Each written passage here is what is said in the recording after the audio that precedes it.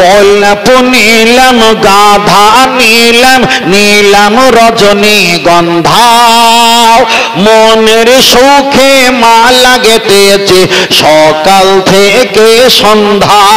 বলো সুবহানাল্লাহ। তবে একবার দেখা দাও যদি ও গো কামলে আলা, একবার দেখা দাও যদি ও গো মদিনা আলা, হাসি মুখে পাঠাবো তোমায় হাজার কি আমের নজরানা। বলো বলো বলো বলো ইয়া রাসূলুল্লাহ। আরো জোরে বললো ইয়া রাসূলুল্লাহ। হলদ ফুলকে প্রশ্ন করি তুমি রংটি কোথায় পেলে, মায়ার নবীজির নূরানি চেহারা হলদ ছিল বলে। সুবহানাল্লাহ। আর একটু জোরে বলেন, আর একটু কোণা থেকে বলেন। লাল ফুলকে প্রশ্ন করি তুমি রংটি কোথায় পেলে, ওহদ ময়দানে নবীজি রক্ত লাল ছিল বলে। আর একটু জোরে বলেন, আর একটু চিল্লে বলেন, আর একটু জোরে বলেন। তাই হলদ লালের দোকান থেকে তুলে গেঁথেছি মালা, সুযোগ পেলে দাঁড়িয়ে পাঠাবো হাজার কি আমের নজরানা। তবে একবার দেখা দাও যদি ও গো কামলে আলা, একবার দেখা দাও যদি ও গো মদিনা আলা, হাসি মুখে পাঠাবো তোমায় হাজার কি আমের নজরানা। বলো বলো ইয়া রাসূলুল্লাহ। কেন সবচাইতে বড় ইবাদত সেটা হলো নামাজ। আল্লাহ নবী বলেছেন আফদালুল ইবাদাত ইবাদাতিস সালাত, সবচাইতে বড় ইবাদত সেটা হলো নামাজ। আপনাকে নামাজ পড়তে হবে। কোন কোন জায়গায় ব্যাখ্যা এসেছে যাদের ভিতরে নামাজ নেই তাদের ভিতরে দিন নেই, কিন্তু আমরা ওই হাদিসটা এক জায়গায় রেখেছি। আমরা তো তাদেরকে কাফের বলিনি, আমরা তাদেরকে বেঈমান বলিনি যে যারা নামাজ পড়ে না তারা কাফের হয়ে গেছে, এ কথা আমরা কখনো বলতে পারবো না। কিন্তু আমি আপনার কাছে একটাবার বলছি নামাজ পড়তে হবে, নামাজ পড়তে হবে। এখন আমার বয়স ধরে না 37, 38, 40-এর কাছাকাছি। আমরা যদি 60 বছর বাঁচি আনুমানিক, কম বেশি আল্লাহ আলাম, আল্লাহ ভালো জানে। এখন 60 বছর যদি আমরা 2 দিনে ভাগ করি 30, 30, 60। এখন এখানে যারা বসে আছেন যাদের বয়স 18, 20, 24 কিংবা 34, 35, 60 দিন যদি 2 দিনে ভাগ করি 60 বছরকে, তাহলে একটা দিন চলে গেছে। এখন বাকি আছে একটা দিন। কারোর হয়তো বেলা 10টা, কারো হয়তো বিকাল 2টা, কারো হয়তো বিকাল 4টা, কারো সন্ধ্যা এলো এলো ভাব। তাহলে আপনার কাছে আমার কাছে যদি এক বেলা কিংবা একদিন যদি কয়েক ঘন্টা সময় থাকে, ও বাপজিরা আপনি একটাবার বলেন আল্লাহকে তো খুশি করতে হবে, নবীকে খুশি করতে হবে। তাই আমি আপনাকে বলছি পৃথিবীতে নবী মুসা আলাইহিস সালাম আমার আল্লাহ পাঠিয়েছিলেন। নবী মুসাকে বলা হয়েছিল নবী মুসা তোমার উম্মত গরুর গোশত খাবে, কিন্তু তোমার উম্মত যেন গরুর চর্বি না খায়, আমি আল্লাহ হারাম করে দিলাম। আমার আল্লাহ নবী মুসার উম্মতকে বললেন খবরদার তোমার উম্মতকে বলে দাও চর্বি যেন না খায়, এটা হারাম। তাহলে গোশের সঙ্গে চর্বি বাদ দেওয়া এটা কষ্টকারক, কিন্তু আমার নবীর দিকে তাকিয়ে আল্লাহ বলবেন গোশত খেতে পারে, চর্বিও খেতে পারে, জমাট বাঁধা রক্ত যাকে আমরা দিল কলিজা বলি ওটা খেতে পারে, কোনো সমস্যা নেই। তবে আজকের ব্যাখ্যাটা শুনে নাও। আমরা যে দিল কলিজা বলে থাকি আল্লাহর নবীর হাদিসের ব্যাখ্যা ওটা হলো জমাট বাঁধা রক্ত।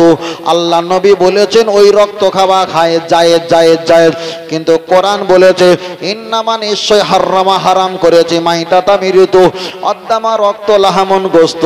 আল্লাহর নাম নিয়ে যে পশু জবাহ করা হয় এই সব প্রাণীগুলো খাওয়া হারাম করে দিয়েছে। তাহলে আল্লাহ রক্ত খাওয়া যখন হারাম করে দিয়েছে, কিন্তু নবীর দিকে তাকিয়ে আর আমাদের দিকে তাকিয়ে ওই জমাট বাঁধা যে আমরা কলিজা বলি, দিল বলি, ওটা খাওয়া আল্লাহ আমাদের জন্য জায়েজ করে দিয়েছে। তাহলে নবী মুসার উম্মাতের চর্বি খাওয়া হারাম ফতোয়া দিয়েছে, আমাদেরকে ওই রক্ত খাওয়া জায়েজ করে দিয়েছে। তাহলে আল্লাহ আমাদের দিকে অনেকটা সহজ করে দিয়েছে।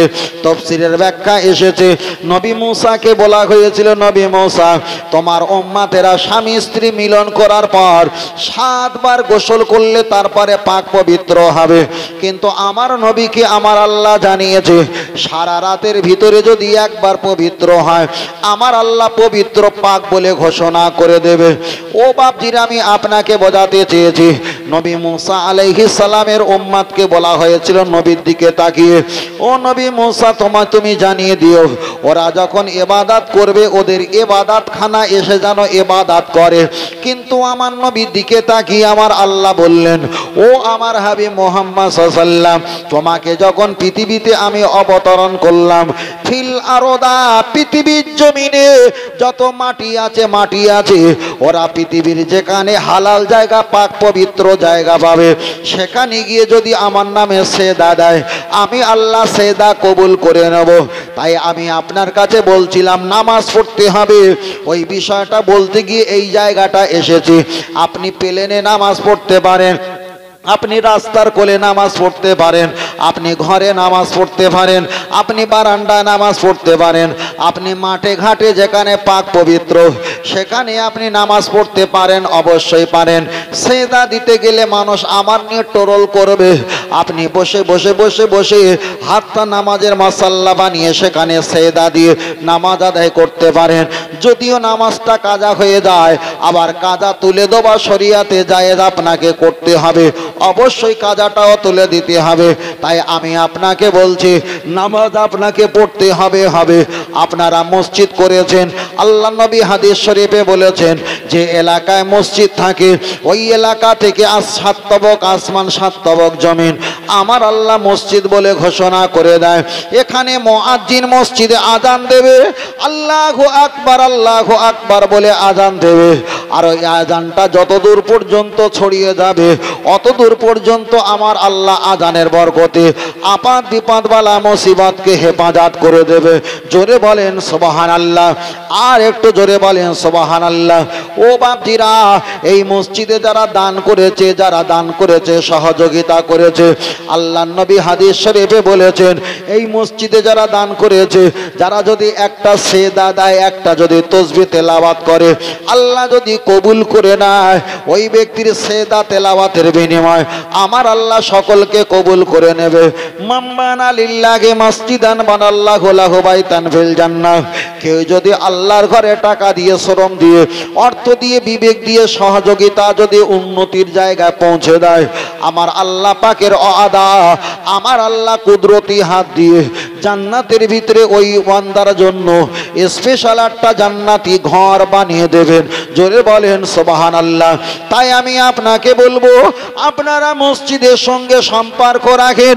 ও আমার দাদু ভাই, আপনার বয়সটা 45-50 বছর 60 বছর হতে চলেছে, একদিন আপনার জমি আছে, ওই জমির নিশানা একদিন আপনার নামে থাকবে না, আপনার বাড়ির ছেলে মেয়ের নামের নিশানা হয়ে যাবে। আপনি যে প্লেটে গ্লাসে পর্তনে আপনি ভাত খানা খাও, এই প্লেটা থালাগুলো একদিন আপনার বড় নাতি দখল করে নেবে। আপনি যে মোবাইলটা ব্যবহার করেন এই মোবাইলটা আপনার বড় ছেলে দখল করে নেবে। আপনি যে খাটে ঘুমাও এই খাট একদিন আপনার বাড়ি পরিবার দখল করে নেবে।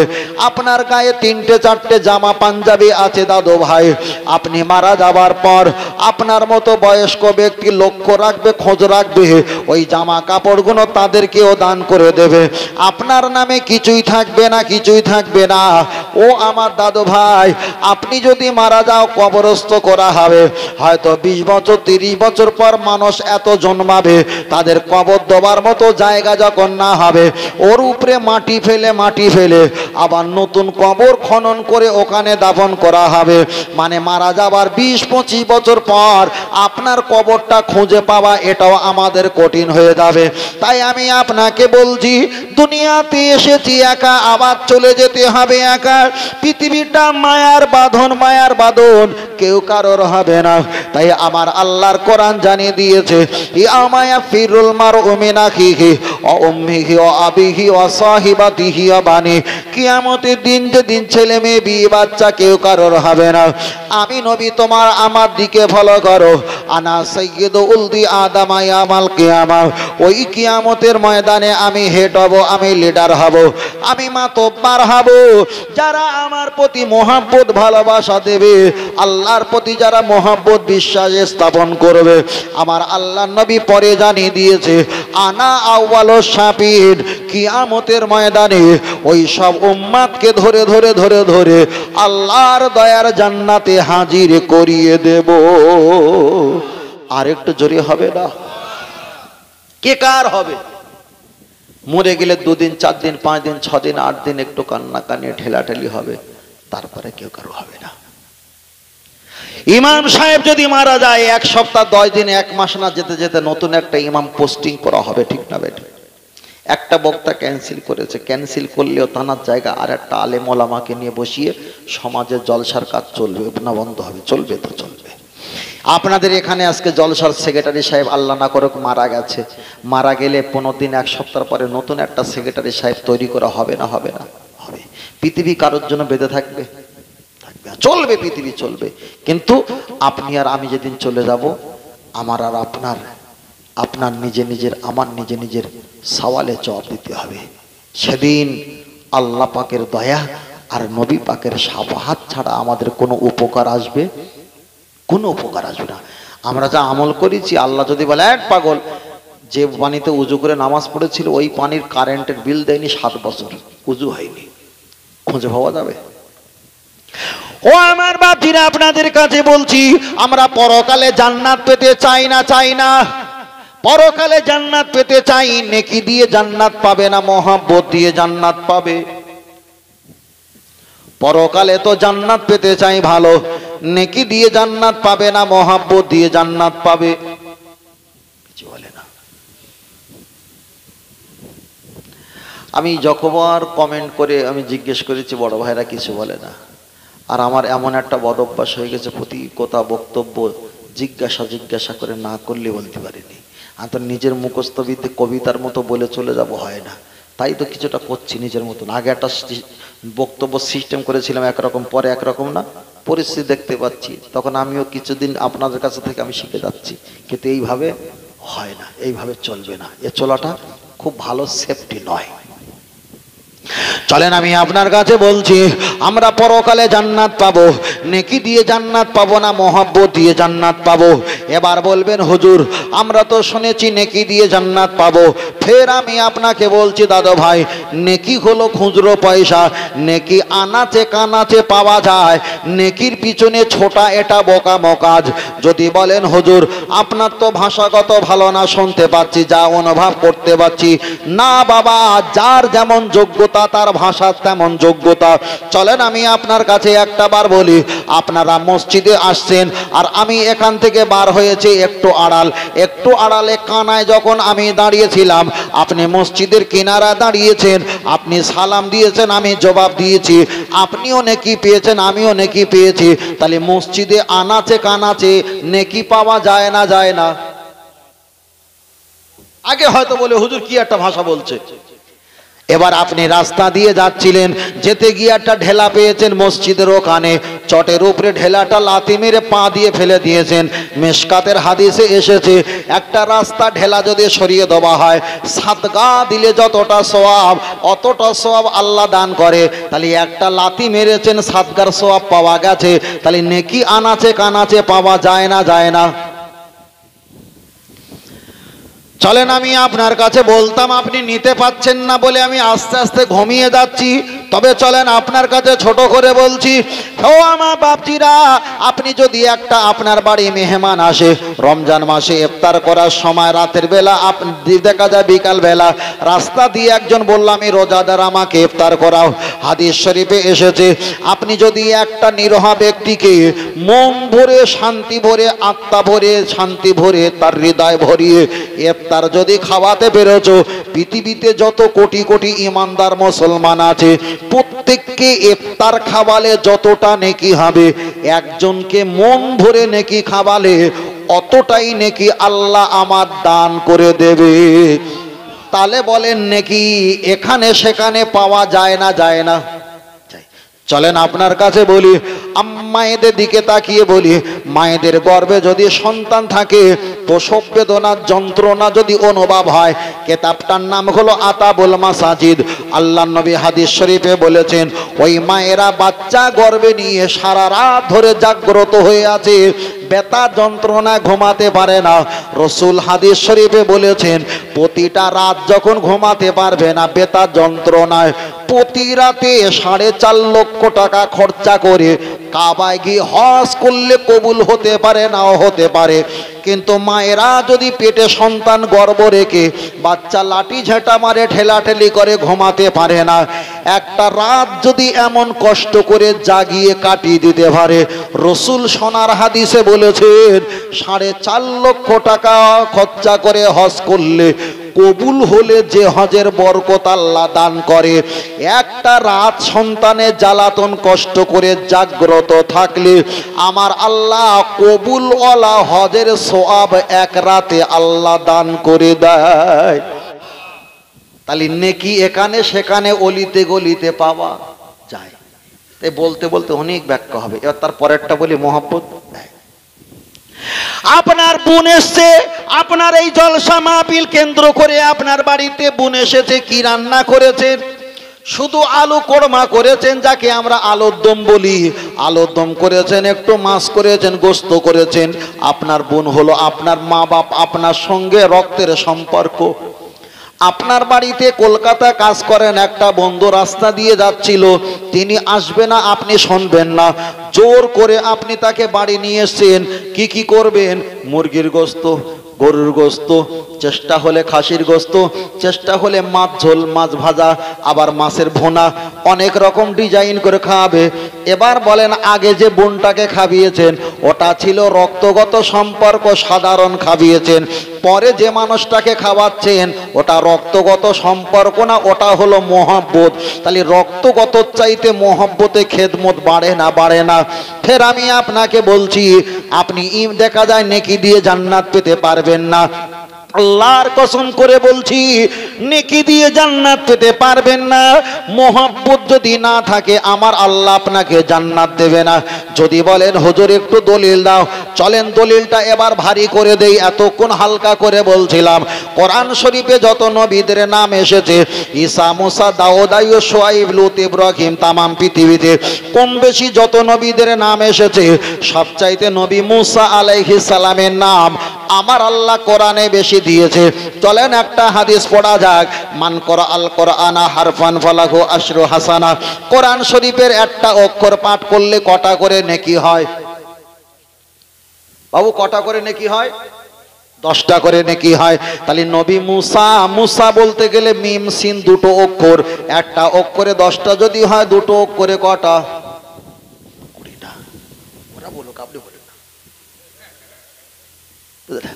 তাহলে দুটো অক্ষরে কটা হবে? 20টা নেকি হবে। এবার আপনি বলেন, কোরআন শরীফ যদি নাজরা পড়েন, হদর পড়েন, সবিনা পড়েন, আপনি যদি কেরাত করে পড়েন, ওই কোরআন শরীফে গরুর নাম এসছে, মানে বাকরা মানে গাভী গরু। ওই কোরআন শরীফের নাম পিপিলিকার নাম এসেছে। ওই কোরআন শরীফে হাজারা সাজারা পাথর গাছের নাম এসেছে। ওই কোরআন শরীফে জিবালা পাহাড়ের নাম এসেছে। ওই কোরআন শরীফে ছেলে মেয়ের নাম এসেছে। ওই কোরআন শরীফে ফেরাউনের নাম এসেছে। তাহলে দুটো অক্ষরে যদি 20টা নেকি হয়, আপনি যদি একটা বার ফেরাউনের নাম কোরআনের আয়াত অনুযায়ী যদি আপনি পড়েন, ফারাইয়া আইন অনন খমসা, 5টা অক্ষর মিলে ফেরাউনের নাম, দুটো অক্ষর মিলে মুসার নাম মিম সিন মুসা, একটা অক্ষরে যদি 10টা হয়, দুটো অক্ষরে 20টা নেকি। ফেরাউনের নাম যদি একবার পড়া হয় ৫-১০কে ৫০টা নেকি। তাহলে একজন ফেরাউন বলেছে কোরআনের আয়াত, একজন মুসা বলেছে কোরআনের আয়াত, একজন পেয়েছে ৫০টা নেকি, একজন পেয়েছে ২০টা নেকি। এবার বলেন নেকি দিয়ে যদি জান্নাত পাওয়া যায়, তাহলে নবী মুসার নাম যে বলেছে সে তো জাহান্নামে যাবে, নেকি কম। ফেরাউনের নাম যিনি বলেছে তিনি তো জান্নাতে যাবে। এটাই তো আমাদের সমাজে চলছে। কিন্তু দাও মিথ্যে কথা। ফের বলছি, গাঁজা একবার খায়নি, 1000 বার খেয়েছে। যত আলেম সমাজ আসবে, বছর যত যাবে তত বক্তব্য কন্টেস্ট হবে, মার্কেটে ব্যবসা কন্টেস্ট হবে, ব্যবসাও কন্টেস্ট হবে, রাজনীতিও কন্টেস্ট হবে, ঠিক না বেঠিক? তাই বক্তব্য কন্টেস্ট হয়ে গিয়ে এখানেই বেঁধে গেছে। বাবা নেকি যদি নিতে চাও, ফেরাউনের নাম জিকির করলে 50টা নেকি হবে। ক্ষমা করো, নেকি দরকার নেই, ফেরাউনের নাম বলে দরকার নেই। নবী মুসার নাম বলবো, নেকি হোক কম, মোহব্বত হোক বেশি। আল্লাহ নবী বলেছে আলমার ওমান আহাব্বা, যাকে মোহব্বত করেছো ওর ওসিলায় তোমার জান্নাত হবে, ওর সঙ্গে তোমার হাসর নাসর হবে। নেকি নিতে দিয়ে গিয়ে 1 হাত সেলাই করতে গিয়ে কিয়ামতের দিন 5 হাত ছিঁড়ে যাবে। কিন্তু আমরা মোহব্বত যদি থাকে, নেকি যদি না থাকে, মোহব্বতের বিনিময়ে নবীদের দাওয়ান ধরে আল্লাহর দয়ার জান্নাত নসিব হয়ে যাবে। কিছু মাল প্যাকেটে করে নিয়ে এসেছিলাম, দিতে চাচ্ছিলাম, তা আপনাদের যা তালবাহানা দেখি এমনি আমার অবস্থা খারাপ হয়ে যাচ্ছে। আপনারা মনে করেছে হুজুর ঘটনা বলবে, হুজুর জীবনী বলবে, হুজুর সুদ দেবে, হুজুর কানে হাত দেবে, হুজুর মাঝে মাঝে উর্দু গজল বলবে, হুজুর মাঝে মাঝে বাংলা গজল বলবে। আর এসব তো ভ্যারাইটিস, কিন্তু একটাও মাল তো ব্র্যান্ডেড মাল না। কতটা আল্লাহ। তা যেখানে যাবো, দ্বিতীয় জলসা যেখানে যাবো, ওরা এই কটা বাজে কিছু বন্ধ হয়ে গেলে নাকি? ও, আর আধা ঘন্টা বাকি আছে, আলহামদুলিল্লাহ। আপনারা কষ্ট পাচ্ছেন নাকি? কষ্ট পান না তো? চলে আল্লাহ। ও আমার বাপজিরা, আমি আপনাকে বোঝাতে চেয়েছি, চলেন ফের একটা হাদিস পড়া যাক। কোরআনের আয়াত পড়েছি, এবার একটা হাদিস পড়া যাক। আল্লাহ নবী এক সময় দাঁড়িয়ে আছে, একটা সাহাবা এসে বললেন, ইয়া রাসূলুল্লাহ, আমি জান্নাতে যেতে চাই। আল্লাহ নবী জিজ্ঞাসা করলেন, তুমি জান্নাতে যাবে? বালহুম ইউসাল্লুনা, তুমি নামাজ পড়ো। হুজুর আমি নামাজ পড়ি। কতটা নামাজ পড়ো? ও আল্লাহর নবী, যতটা পড়ার প্রয়োজন আমি ততটাই পড়ি, বেশি পড়তে পারি না। আল্লাহ নবী জিজ্ঞাসা করলেন, ইয়া সুবুনা, তুমি রমজান মাসে রোজা রাখো? হুজুর আমি রমজান মাসে রোজা রাখি, যতটা প্রয়োজন ততটাই রাখি, আমি বেশি রাখতে পারি না। আয়া সুবুনা, রমজান মাস থেকে তুমি হজ করেছো। আয়া হুদ্দুনা, তুমি হজ করেছো। হুজুর যতটা প্রয়োজন ততটা হজ করেছি, আমি বেশি হজ করতে পারলাম না। আল্লাহ নবী একটু মুস্কি হেসে বললেন, এতটা নামাজ, এতটা রোজা, এতটা হজ নিয়ে কি জান্নাতে যাওয়া সম্ভব? দয়ার নবী সাহাবা দাঁড়িয়ে তিনি টপ করে জবাব দিয়ে বললেন, হুজুর আমার ভিতরে নামাজ রোজা হজ কম থাকতে পারে, কিন্তু আল্লাহ আর আপনার ভালোবাসা আমার কলবে, আমার হৃদয়ে এত পরিমাণ আছে, যা আপনার ভালোবাসার মতো আর কারোর ভালোবাসা আমার অন্তরে নাই। আমার নবী বললেন, ও সাহাবীরা, বাইতুন যারা ঘরে আছো, বাহির হও, বাহির হও।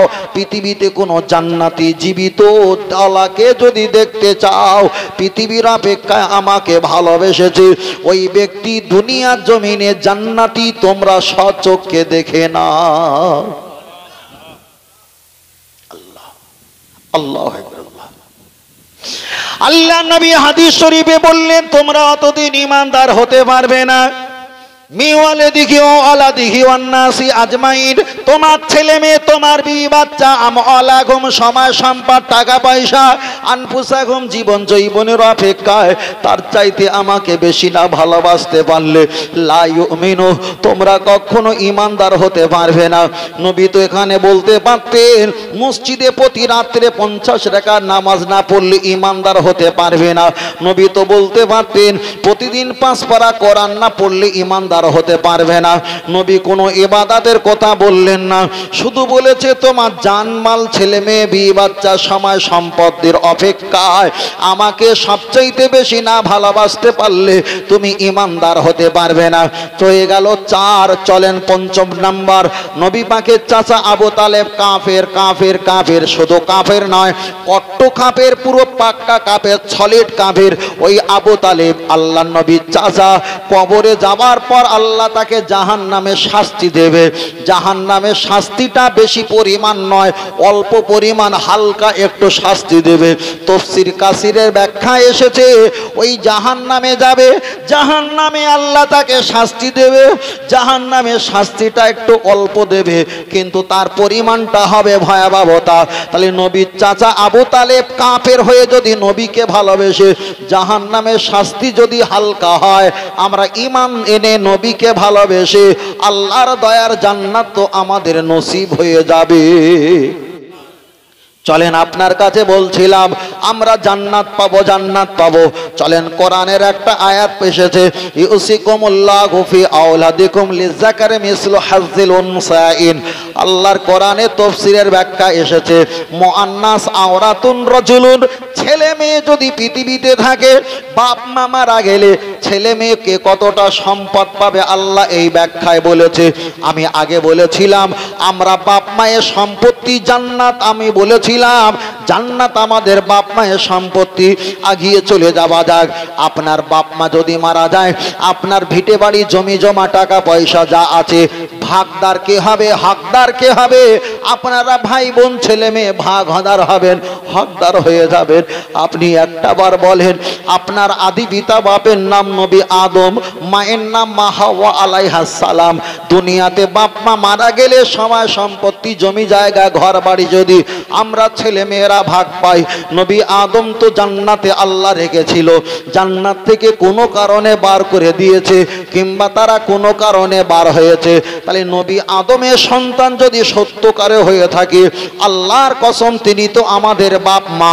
আল্লাহ যদি বাপ মাকে জান্নাত দিয়ে থাকে, কোনো কারণে জান্নাত থেকে বার করে দিয়েছে, ওই জান্নাত তো আমাদের বাপ মায়ের নামে, বাপ মায়ের নামে, বাপ মায়ের নামে। তাহলে জান্নাত যদি আল্লাহ বার করে দেয় মা আর বাপকে, ওই জান্নাতটা তো আল্লাহ আর ফেরত নেবে না, ওটা আমার বাপ মায়ের সম্পত্তি। আমরা হলাম তার আল আওলাদ, ছেলে মেয়ে, আমরা তো ওই জান্নাতের হকদার। তাহলে জান্নাতে, যে জান্নাতে যাব, ওই জান্নাতটা পৃথিবীর অন্য কারণ নয়, ওই জান্নাতটা হলো আমাদের বাপ মায়ের সম্পত্তি। তাই আল্লাহর কোরআন জানিয়ে দিয়েছে লা তাকনাতু মির রাহমাতিল্লাহ, আমার রহমতের দিকে তাকিয়ে থাক, আর একটা বার বসে বসে কাঁদ। আমি আল্লাহ দয়াবান, চাইলে তোদের বাপ মায়ের সম্পত্তি আমি আল্লাহ তোদেরকে ফেরত দিয়ে দেব। আর একটু জোরে হবে না? কি হলো বাবু? ওখানে সজায় বসো, সজায় বসো বাবা, বুঝেন না? আল্লাহ, ও আমার ছেলেরা, জওয়ান যুবকেরা, অনেক কথা আমি আপনার কাছে বলেছি।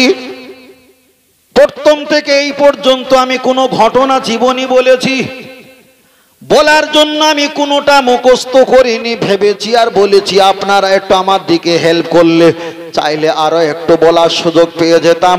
চলেন আপনার কাছে আমি আর একটা ছোট করে বলছি, তাহলে প্রমাণ হয়ে গেল জান্নাত পাওয়ার জন্য আমাদের নেকির প্রয়োজন না মহব্বতের প্রয়োজন। প্রমাণ হয়ে গেল জান্নাত পাওয়ার জন্য আমাদের অবশ্যই মহব্বতের প্রয়োজন। তাই আল্লাহ পাকের রহমত আর নবী পাকের দয়া, রহমত আর দয়া হবে মহব্বত। তাই বারবার একটা কথা বলি, হাওড়া, হুগলি, মেদিনীপুর, 24 পরগনা, পুরুলিয়া, বাঁকুড়া, দিনাজপুর, আহমেদাবাদ, গুজরাট, নাগপুর, কানপুর, শিলচর, গুয়াহাটি, আমরা যত জায়গায় যাই একটাই কথা বারবার করে বলি, আল্লাহর ইবাদত, নবীর মোহাব্বত, কোরআন তেলাওয়াত, মা বাপের খেদমত, মাজার জিয়ারত, একটাই দল জান্নাত। ওই দলটার নাম হলো আহলে সুন্নাত আল জামাআত। আর একটু জোরে বলেন, একটাই দল জান্নাত, সেটা হলো আহলে সুন্নাত আল জামাআত। আর আমি আর আপনি সেই দলে আছি কি নেই সেটা ভিন্ন ব্যাপার, কিন্তু আমাদের কোম্পানিটা হলো ব্র্যান্ডেড কোম্পানি, বুঝলেন না? কোম্পানিটা হলো ব্র্যান্ডেড কোম্পানি, দামি কোম্পানি। পৃথিবীতে যত দল আছে সব মানুষের বানানো। কোনো দলটার 150 বছর বয়স, 250 বছর বয়স, 90 বছর বয়স, 100 বছর বয়স, কিন্তু আমাদের দলটা হলো আমার নবী পাকের ঘোষিত দল। সেটা হলো সাহাবাদের রেখে যাওয়া দল, তাবি তাবা আহমা মুস্তাহিন্দ রেখে যাওয়া দল। সে দলটা আজই পর্যন্ত, সেটা হলো আহলে সুন্নাত ওয়াল জামাত। একটু জোরে বলেন সুবহানাল্লাহ, আর একটু জোরে বলেন সুবহানাল্লাহ। দাদু ভাই যুবকের একটু তাকবীর দান দিন, নারে তাকবীর। আর একটু জোরে বলেন নারে তাকবীর। আর একটু জোরে বলেন নারে তাকবীর। একটু সকলে হাত তুলে তাকবীর দেন, অলসতা দূর হয়ে যাক। মহাসভা একটু হাত তোলেন দিন, একটু দেখাই সকলে।